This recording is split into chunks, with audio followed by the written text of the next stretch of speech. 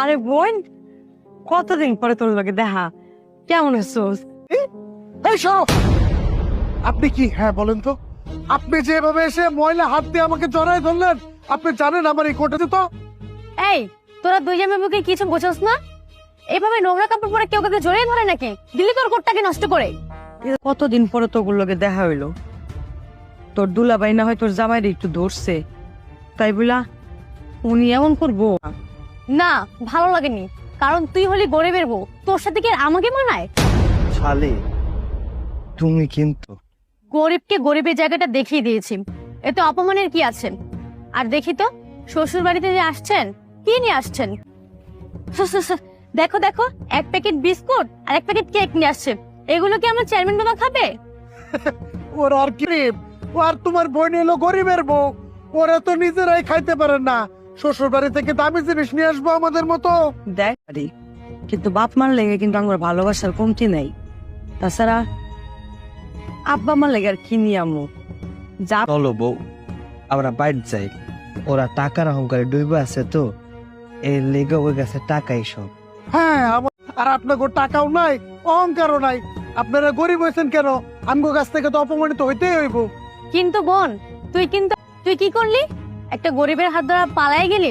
দেখ এখন কেমন লাগে। ছাড়ো তো, ওদের সাথে কথা বলার দরকার নেই, চলো আমরা যাই। চলো। মালা, আসলে তোমার বোন বিউটি ঠিকই কইছে, আমি তো গরিব মানুষ, তোমার আর কোনোদিন মনে হয় পারবো না। কি কইছে আমি সুখ? জীবনে যদি টাকা পয়সা সব সুখ হইতো, পৃথিবীর সব মানুষ তাহলে সুখে থাকতো। আর আমার জীবনে তো আপনি সুখ। টাকা পয়সা দিয়ে যে সুখ হইব, ওই সুখ আমি চাই না। আপনি ওর কথায় মন খারাপ করেন না, চলেন।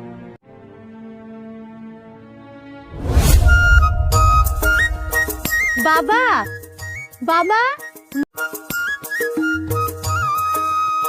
আরে মা, তোরা এসে পড়েছিস? হ্যাঁ বাবা, আমরা জামাই তোমাদের জন্য কত কিছু নিয়ে এসেছে। আবার মায়ের আর তোমার জন্য কাপড়ও কিনে নিয়ে এসেছে। এই যে বাবা দেখেন, আপনার জন্য দই মিষ্টি এনেছি। ওরে আরে বাবা জামাই, এটা কি করছো তুমি? এতগুলা টাকা নষ্ট করছো। আরে বাবা, আমার তো কোটি কোটি এর পেছনে খরচ না করে আমার টাকা কি হবে বলেন তো? দেখো, ওই দেখো তোমার গরিব জামাই চলে এসেছে। মা, বাবা কেমন আছো তোমরা? হ্যাঁ ভালো আছি।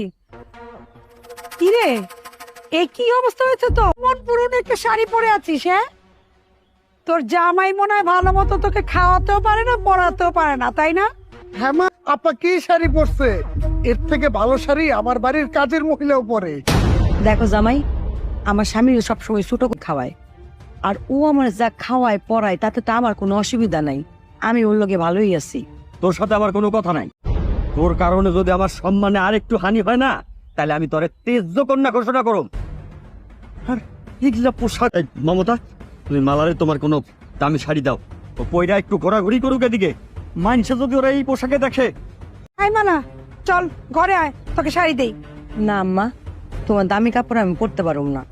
আমার যা আছে আমি তাতেই খুশি। তোমার জামাই অনেক শখ করে আনছে। এইসব কি? এসব কম দামি খাবার আমাদের ঘরে কেউ খায় না, এগুলো ফেলে দে।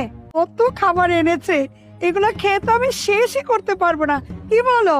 মা, ওর হাত থেকে বিস্কুটগুলো নিয়ে ওইখানে কুকুর বিলান খেয়ে ফেলবে। আমরা গরিব দেখে অপমান করি না। আমার জামাই যা আনছে ভালোবাসে আনছে, কুত্তা বিলাই খাইতে হন। এত কথা না ভালো না। আল্লাহ চাইলে জীবনে অনেক কিছুই হইতে পারে। আমার স্বামী একদিন বড়লোক হয়েছে, তখন তখন তো করে সব মিথ্যা অহংকার কই থাকবো ক? গরিবের সুখ মনে মনে। ছেঁড়া কাত, তুইও গরিব, তোর জামাইও গরিব, তোরা সারা জীবন গরিবই থাকবি। মা চলো তো, ভিতরে চলো, চল। আসো। চলো। দেখি কি হয়েছে, মন খারাপ হয়েছে বেশি? ঠিক হয়ে যাবো।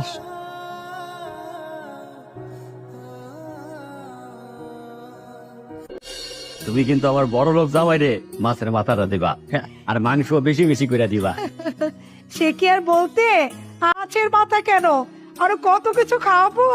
বাবা না, নাও বাবা, নাও। আসলে মা বাড়িতে এত মাছ মাংস খাই, হ্যাঁ মা, সত্যি এইসব মাছ মাংস খেতে আর ভালো লাগে না। মা তোমরা সবাই মিলে খাই, আমার স্বামীটার একটু ডাক দাও না।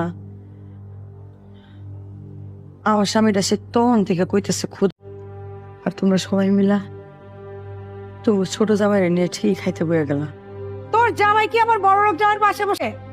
এতদিন পর আমার বড় লোক জামাইটা আসছে, তাকে আমি যত্ন করে খাওয়াবো, কোথায় না তোরা এখানে এসে। মা, আমার নিয়ে এত ব্যস্ত হওয়ার কোনো প্রয়োজন নাই, আমার অতটা ক্ষুধাও লাগে নাই। এই তোমার বিচার, এই তোমার বিচার?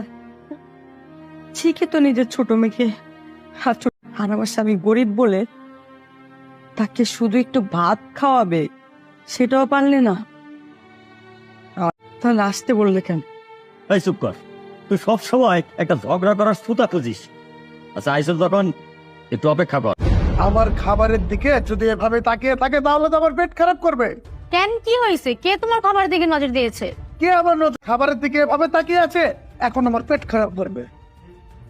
এই ছোট লোকের বাচ্চা, তুই আমার জামাই খাবারের দিকে এভাবে তাকিয়ে আছিস কেন? আমি গরিব হইতে পারি, কিন্তু খাওয়ানোর জন্য কারো প্লেটে তাকায় থাকবো তোটা ছোট মনের মানসিকতায় আমার নাই। আমি খাওয়ানোর জন্য আপনার প্লেটের দিকে তাকাই নাই। মা, আজকে আমরা গরিব বলে তোমরা আমাদের এত অপমান করতে পারলে, আমার কথা শোনাতে পারলে। আল্লাহ কখন কি করে বলা যায় না। শুনে শুনাইলা তোমরা, আল্লাহ চাইলে এই খাবারের জন্য আমার স্বামীর পরে তোমাদের আসতে হবে। করতে পারতেছি না, আমরা তোমাদের বাড়ি থেকে চলে যাবো। আমরা আর কোনোদিন তোমাদের বাড়িতে আসুন। চলো। দামই তো, আর কত অপমান সহ্য করবো? যদি জানতাম তোমার ছোট কইরা কথা কইব, জীবনও আইতাম। আর একটা কথা সবসময় মনে রাখতেন, আর গরিবদের ধনী বানাইতে সময় নেয় না। চলো। নীতি কথা কয়ে গেল। জামাই তুমি খাও তো, এই আমারে দাও, তরকারি দাও। বাহ, দেখছেন এই ফকিন্নের বাচ্চা আপনার মাইয়ার নিয়ে কি করতেছে? আপনার মাইয়া যদি রাস্তার মধ্যে বসে চা বেচে, আপনার কি কোনো কইছো? আসো দেখতাছি। ভালোই গরিবের বাচ্চা, গরিবের বাচ্চা, তুই আমার মেয়েকে দিয়ে রাস্তায় কাজ করাচ্ছিস, আমার সম্মান নষ্ট করার পরিকল্পনা করছিস। তোকে আমি এই ফকিন্নির বাচ্চা আপনার মাইয়ারা দিয়ে সব কাম করায়। চুপ, একদম চুপ। একটু বাজে কথা দিয়ে জোর করে এখনো কিছু করায় নাই। যা করছি আমার নিজের ইচ্ছাই করছি। আব্বা, তা আমার স্বামীর একটা স্বপ্ন আছে, তার জন্য আমি আমার স্বামীর পাশে আছি, শেষ নিঃশ্বাস পর্যন্ত থাকি। স্বপ্ন বড় লোক হইব না? তোর জামাইরা এইসব ভাঙ্গা দাও। কেমনে বড় লোক হয় দেখতাছি আমি। ও, আরে আমার সব কিছু ভাঙ্গা দিল, আমার স্বপ্ন কেমনে পূরণ হইব? সব ঠিক হয়ে যাবো, তুমি তো ভাঙে পড়ো না, সবকিছু ঠিক হয়ে যাবো, কিচ্ছু হবো না। আল্লাহ এখন বিচার করবো। গরম গরম চা আছে, বেচা কিনা কিন্তু অনেক ভালো। শোনো, তোমাকে নিয়ে গাজীপুরে যে জমিটা দেখে এসেছিলাম, ওইটা আমি এতিমখানার জন্য কিনে নিয়েছি। সত্যি? মারে বড় ভাই, সঙ্গরে কত জায়গায় ঘুরছে, এত বছর পরে পাইলাম। কি ব্যাপার?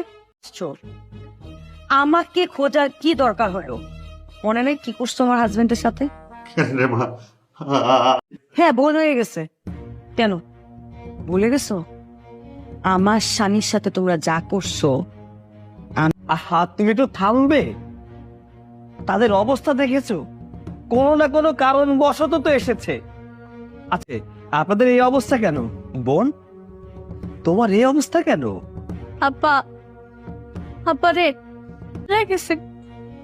হ্যাঁ জামাই, তোমাদের সাথে সম্পর্ক ছেড়ানোর পর আমার জীবন আমি আমার সহায় সম্পত্তি সব ওর স্বামীর লেখা দিছিলাম, তারপরে ইতালি পাঠাইছিলাম।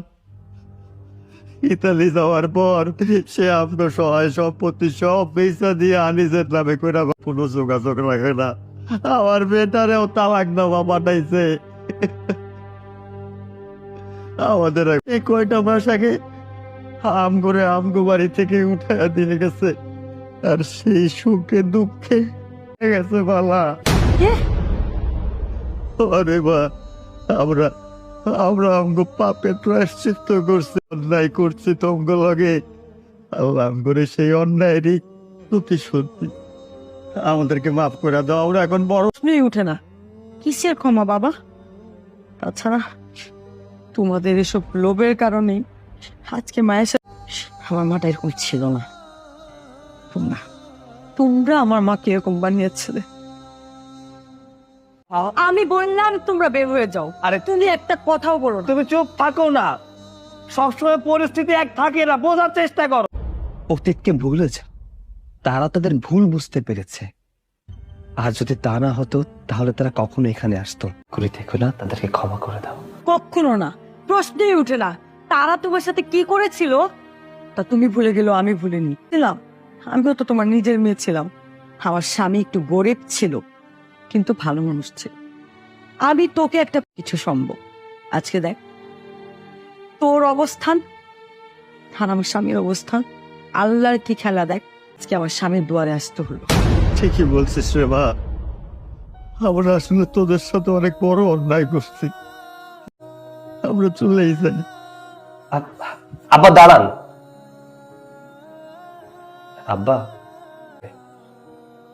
আর আপনি তো গার্জিয়ান, হয়তো আপনাদের কারণে আজকে আমরা এত বড় হতে পেরেছি। একটা কথা কি জানেন, ভাঙা কুলাও কিন্তু ছাই ফেলতে প্রয়োজন হয়। ভাঙা কুলা, ওর হয়তো আপনার উপরে রাগ আছে, তাই আপনাকে ক্ষমা করতে পারছে না।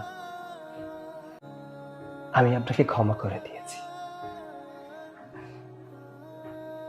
ছোটবেলায় বাবা মাকে হারিয়েছি, কি জানিনি।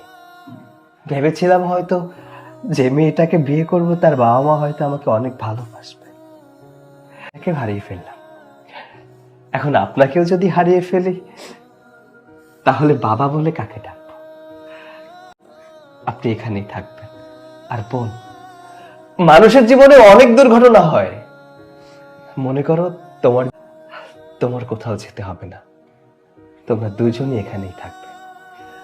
ওগো, তুমি আর না করো না, দুজনকে এখানে রেখে দাও। ঠিক আছে, আজকে থেকে তুই আমার সাথে আয়, নানুর কাছে।